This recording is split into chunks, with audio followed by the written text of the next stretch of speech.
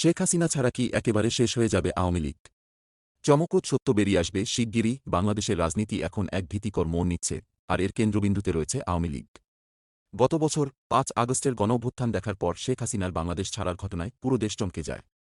এরপর থেকে শুরু হয় এক ভয়াবহ সংকট। গুম, খুন এবং একের পর এক হত্যাকাণ্ডের অভিযোগে দলের শীর্ষ নেতাদের বিরুদ্ধে মামলা। অনেকেই আত্মগোপনে চলে গেছেন, কেউ দেশ ছেড়েছেন, আর যারা রয়ে গেছেন তাদের অধিকাংশই এখন কারাবন্দী।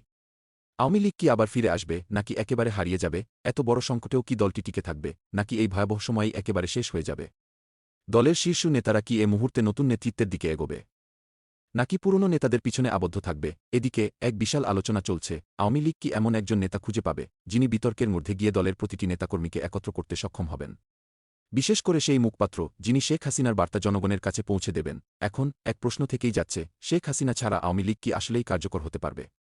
শিগগিরই কি দলটির ভবিষ্যৎ নিয়ে বিশাল পরিবর্তন আসবে? দলের ভবিষ্যৎ কিভাবে বিকশিত হবে?